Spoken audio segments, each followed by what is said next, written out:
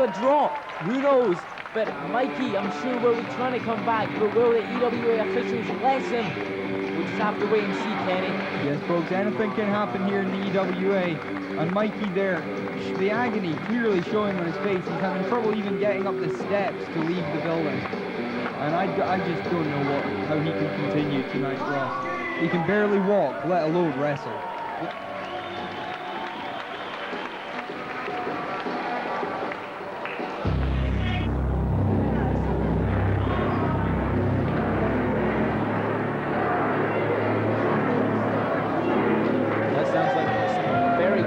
Music there, Kenny.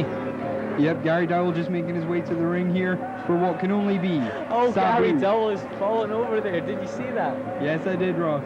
This match can only be Ulf Herman, the German superstar, versus the most suicidal, homicidal, genocidal, death-defying athlete on the face of the planet, Sabu. That's right, and I can only presume, since this isn't Sabu's music, that this is Ulf Herman. And oh my, Ulf Herman has a torch in his hand. Oh please, this is reminiscent of Abdullah the Butcher. Yeah, it could well be. I don't know whether he's just bringing that torch out to blow fire or if he's going to set fire to somebody in the crowd there. Oh, don't start that, Kenny. He's That certainly gives me bad he's certainly very close to that cameraman with the fire there. Very unpopular with the crowd there, Ulf Herman. Ulf Herman giving the single-fingered salute to the London fans here. For it looks like he's going to do it. Oh, what a fireball there! What a fireball by Ulf Herman. Reminiscent there, Ross, of Ricky Steamboat. the great Ricky Steamboat in the WWF. And also in WCW. Passes the torch out to one of our ring attendants here. And now it's the entrance that everyone has been waiting for. Of course, early in the night when we spoke to people, there was really only one man that people had come to see. And it's this man right here, Ross.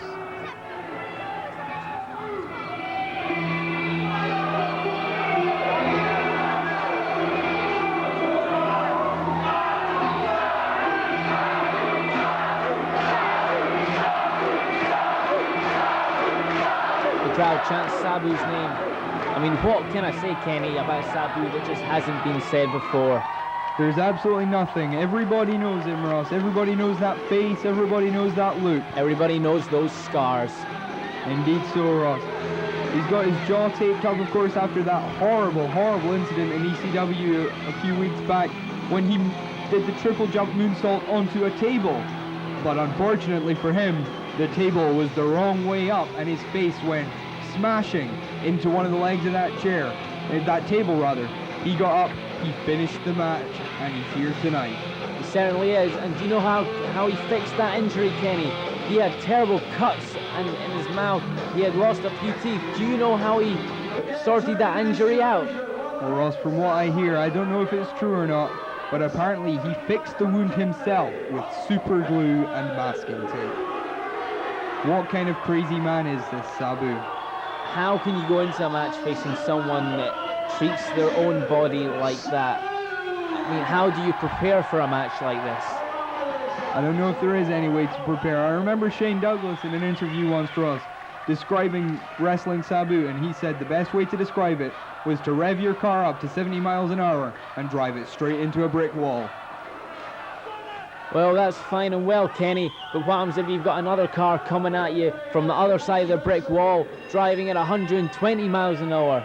Well, certainly the size Ulf Herman is, he may just be a bit bigger, a bit stronger, but I don't think he's faced anything like Sabu before. Certainly not.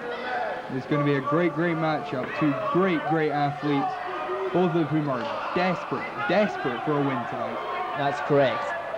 So they both stalk each other and they lock up. And Ulf Herman initially showing his strength advantage he has over Sabu. Sabu may be a bit crazier, but certainly Ulf Herman is the stronger of the two athletes. Yeah, we know Ulf Herman has that power advantage. Sabu probably a little bit quicker, a little bit lighter, a little bit more high flying, you know.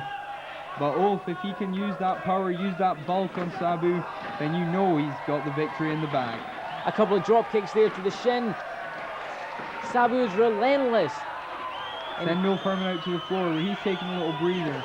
He'll just be hoping Sabu doesn't want to try one of his crazy dives out there onto him. Gary Dow very quick in the count there. Very quick. We saw Sabu there conferring with the manager for tonight, Mohammed. And he goes after Ulf Herman's legs. It's a leg lock here. Gary Dow asking Ulf if he wants to submit there, but I don't think he'll submit to that. That almost looks as if it was a knee bar with a bit of an ankle lock on it. So that's really going to hurt if you can apply that move properly. Both men are back on their feet, squaring up to each other, and are they going for a test of strength here? Ulf seems to be wanting a test of strength, but Sabu goes straight into a collar and elbow tie-up. Ulf quickly goes behind. There's Ulf there with the hammer lock. Takes him down. Kenny, I'm not sure if you can say hammer lock. Yes, I don't know if we can call it a hammer lock. I don't know if the word is actually banned from our broadcast here. There is an arm bar. Yeah, I'm sure we can say arm bar there, can't we, Ross? I'm sure we can say arm bar. I don't think there's any press ban about saying arm bar. A couple of kicks to the ribs there by Sabu. Gary Dowell asking if Ulf Herman wants to give up, but no sign of that just yet. Ulf Herman. Oh, what's this? Very athletic from such a big man there. And a boot to the midsection. An Owen Hart style armbar reversal into the Irish whip there. And a big clothesline by Ulf Herman. Takes Sabu down. What was that Ulf Herman just said? He said, I don't know, but I don't think it was too complimentary, Ross. I don't think it was. I think basically he said he didn't make any mistakes. It was Sabu that made the mistakes. And there's a snap suplex there. It's strange, Ross. Sabu, normally we see him, he wants to go all out very, very early in the match. He wants to hit his big moves quickly and cleanly. Whereas here, he's tried to take Ulf Herman down to the mat. Perhaps he realizes that Ulf Herman is tough on his feet, and if he can take him down to the mat, he takes out some of that leverage advantage, takes out some of that power advantage. I think Sabu is maybe learning here that there's no way on earth you can try and attack Ulf Herman and beat him at the strength game. You really got to try and take him down and wear him down. Remember, the longer the match goes, the longer it's going to, or rather the harder it's going to be for Ulf Herman to combat it. The bigger you are, the harder it is for you to keep up the pace with such a small man as Sabu. Small and quick and versatile. And there again we see Sabu doing that baseball slide type drop kick to the knee. And once again Ulf Herman goes out to the outside. There's Sabu with a baseball slide. Relentless once again with those baseball slides. And I think we're going to see a form of the triple jump. That's right. There's Sabu, hits a move to the outside. That's a form of triple jump there by Sabu. It's not the traditional triple jump moonsault or triple jump flip dive that we've often seen Sabu do before. More like a Luthez press to the outside. But it seems to have done the job. Ulf Herman seems very, very tired at this point. Ulf Herman reverses a whip and sends Sabu crashing into the guardrails. And of course, metal and human body just does not mix. It hurts, and it hurts a lot. Whoa! I don't think Ulf quite caught that toe pick on heel the way he wanted to, but it took Sabu down anyway. I don't care, I am impressed. I am impressed that such a big man as Ulf Herman, 6'7" he is, a man of such big stature, can hit a flip dive just like that. There we see him now trying to throw Sabu back into the ring. Again, this high ring apron seems to make those dives all that little bit more devastating, Ross. Certainly. And of course, maybe it seems a bit easier for Ulf Herman having that size, but Sabu is the smaller of the two. He'll be noticing that height difference in the ring a bit more. However, Sabu could be used to this ring. He has faced opponents in it before, so he won't be as surprised coming to the UK seeing this ring as maybe Mr. Monday Night Rob Van Dam was. No, Ross. I think Sabu really now feels that he's at home now in the EWA. He's certainly got his bearings a bit more in this ring. And Sabu reverses an Irish whip and hits a slingshot leg lariat almost. And he goes to the cover. 1, 2. No way at all you're going to beat a big man like Ulf Herman with that. And there's that patented Sabu flip leg drop there from the outside. But it again, only gets a 2 count. Both men getting back to their feet now. Sabu going in with a kick and a punch. Whips Herman to the corner. Doesn't quite get the slingshot lariat. Sorry, not slingshot, springboard lariat. Ulf Herman, is he going to get the suplex? No! Instead, he gives a big clubbing forearm to Sabu.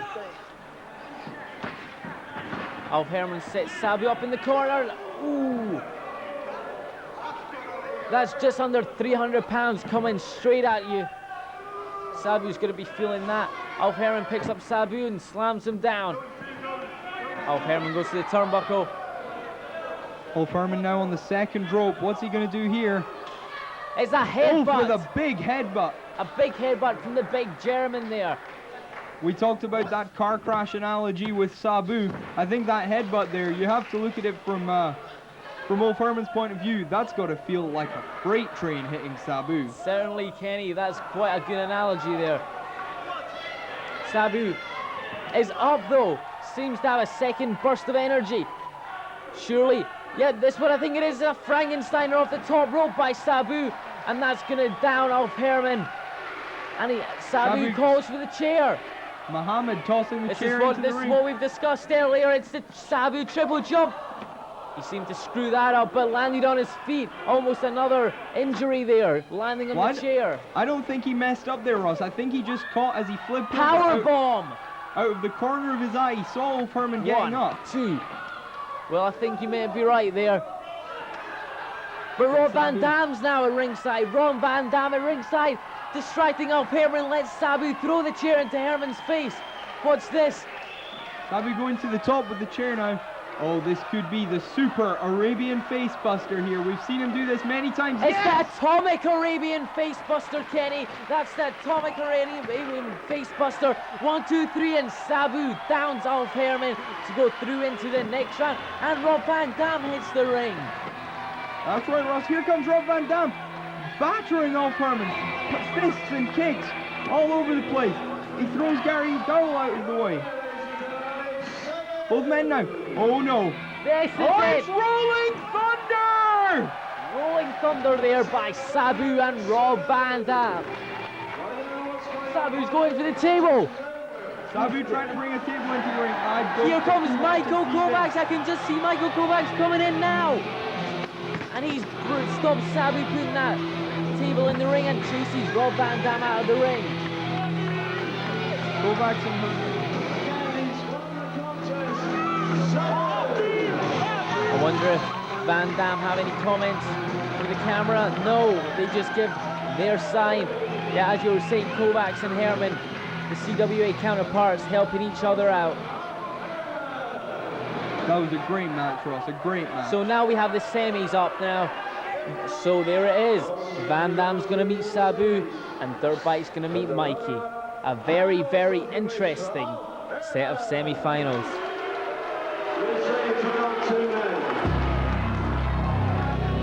I'm Ross Gordon, and what a fantastic start to the show of St. Valentine's Day Massacre. What a fantastic start. Sabu's gone through over Ulf Herman. Michael Kovacs was knocked out by Rob Van Dam in a stunning match. Phil Powers unfortunately went down to the Dirt Bike Kid. Shame he never came up to all his expectations. And Mikey Whipwreck after the whippersnapper down Jason Cross. Let's go out and see what the fans have been thinking about the reaction to the first start of the show. Okay, what do you think of the start of St. Valentine's Day Massacre? What do you think of the first half of the show? It's good. You think it's good? Yeah. What's your favourite match so far? Sabu versus Ulf Herman, Sabu Ulf Herman, a favourite with this gentleman. Let's move around here. Move around. Some of the people sitting down in the queue. Come along with me. This person here. What do you think about the start of St. Valentine's Day Massacre? What do you think about the beginning of the show?